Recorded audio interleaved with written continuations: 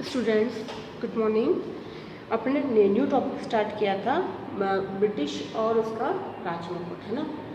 Britain संबंधित अपन अध्ययन कर रहे थे। आज अपन अध्ययन करेंगे राजपद का औचित्य, यानी ब्रिटेन में जो ये सम्राट की व्यवस्था है, यानी जो एक राजा की मतलब घोषणा कर दी गई, वहाँ राजा है उपलब्ध, तो उसका औचित्य क्या है, उसका महत्व क्या है, महत्व है भी कि नहीं है, इस बात पर अध्ययन करेंगे। जैसे कि फर्स्ट पॉइंट है अपना ऐतिहासिक महत्व की संस्था। ठीक है, राजपद का औचित्य। स्वाभाविक रूप से ये प्रश्न उपस्थित होता है कि वर्तमान समय में जबकि विश्व के लगभग सभी देशों में राजतंत्र क्या समाप्त हो चुका है, ब्रिटेन में ही राजा का पद इतना अधिक सम्मानित कैसे बना हुआ है। ब्रिटेन के राजपद के बने रहने और उसके इतने अधिक सम्मानित होने के कारण कौन कौन से हो सकते हैं। फर्स्ट है ऐतिहासिक महत्व की संस्था। राजपद इंग्लैंड में सर्वोच्च ऐतिहासिक महत्व की संस्था है। इंग्लैंड में 829 में सम्राट एडवर्ड के समय से राजतंत्र चला आ रहा है। इस प्रकार यह लगभग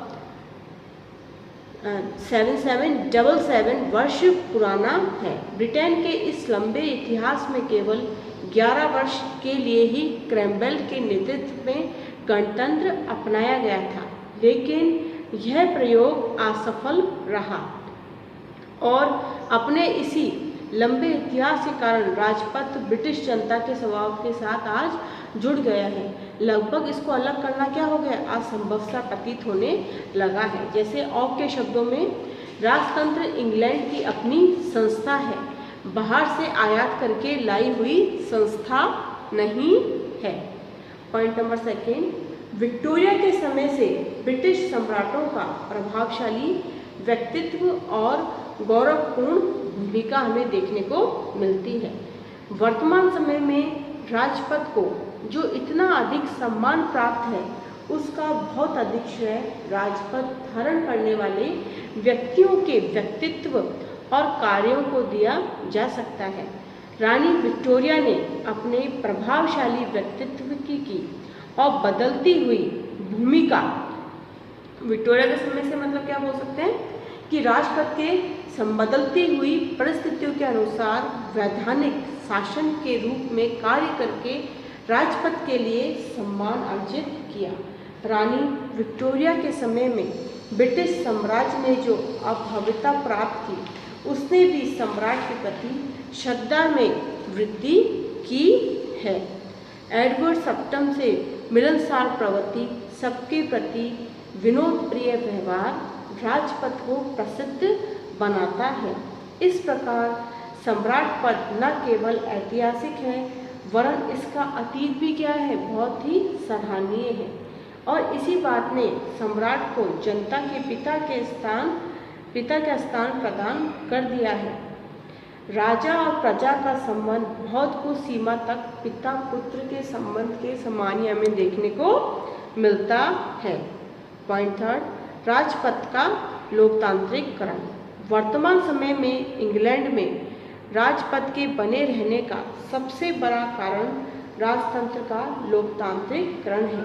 यदि इंग्लैंड के राजाओं ने रूस के जारों और मैं राजा हूँ कहने वाले फ्रांस के लुई 14वां की भांति व्यवहार किया होता, तो इंग्लैंड का राजपद उसी तरह समाप्त हो गया होता।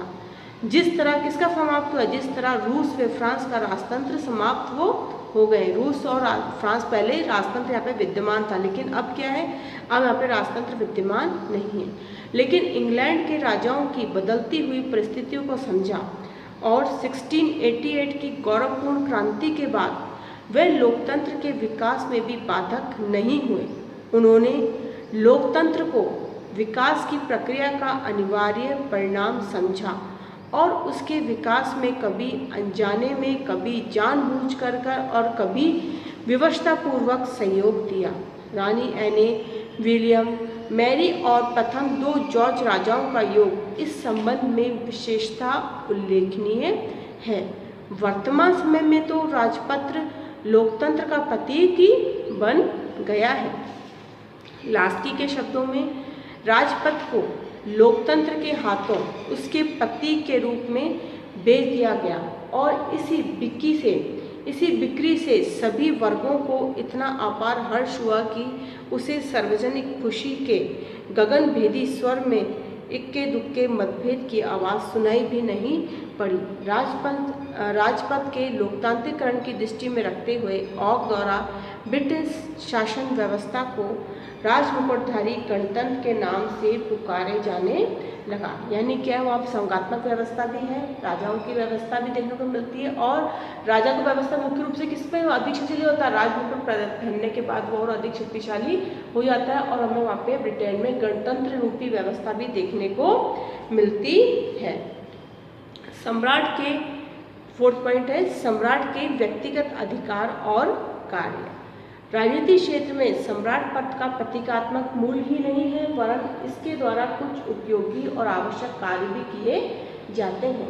वह संसद का अधिवेशन बुलाता है, स्थगित करता है, लोक सदन विघटित करता है, उद्घाटन भाषण देता है, प्रधानमंत्री अन्य मंत्रियों व अनेक अधिकारियों की नियुक्ति करता है।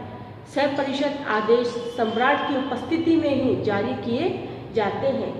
सम्राट के ये सब कार्य औपचारिक आवश्यक है लेकिन इनके साथ ही यह तथ्य है कि इन्हें केवल ब्रिटिश राज्य के संवैधानिक प्रधान सम्राट द्वारा ही किया जा सकता है।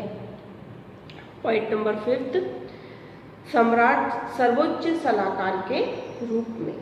सम्राट क्या है, जब वो इतने मंत्रियों प्रधानमंत्री सबकी नियुक्ति करता है, कार्यों को बंटवारा करता है, कार्यों का आवंटन करता है, वह निरीक्षण परीक्षण भी करता है, तो क्या है सर्वोच्च सलाहकार के रूप में तो हम उसकी भूमिका देख ही सकते हैं। जैसे भूतकाल में मंत्री परामर्श देते थे और सम्राट निर्णय करते थे। वर्तमान समय में निर्णय कैबिनेट करती है लेकिन सम्राट के द्वारा परामर्श अवश्य ही दिया जाता है। सम्राट का अधिकार प्राप्त है कि उसे शासन संबंधी सभी बातों के संबंध में सूचित किया जाए। प्रधानमंत्री का कर्तव्य है कि वह ऐसी सूचना देते रहें और मंत्रिमंडल कार्यवाही ज्ञापन विवरण पुस्तक विदेशी मंत्रालय व समस्त पत्र संसदीय प्रतिवेदन उसे प्राप्त करते रहें। आवश्यकता पड़ने पर सम्राट अपने सचिव द्वारा कोई भी शासन संबंधी कागजात मंगवा सकता है। यानी क्या है, आंतरिक व बाहरी रूप से क्या है, सम्राट का एक तरह से पूरी संपूर्ण जानकारी सम्राट के पास रहती है। जैसे आंतरिक और अंतर्राष्ट्रीय राजनीति के संबंध में जानकारी देने के लिए उसका अपना कर्मचारी मंडल होता है, किसका, सम्राट का।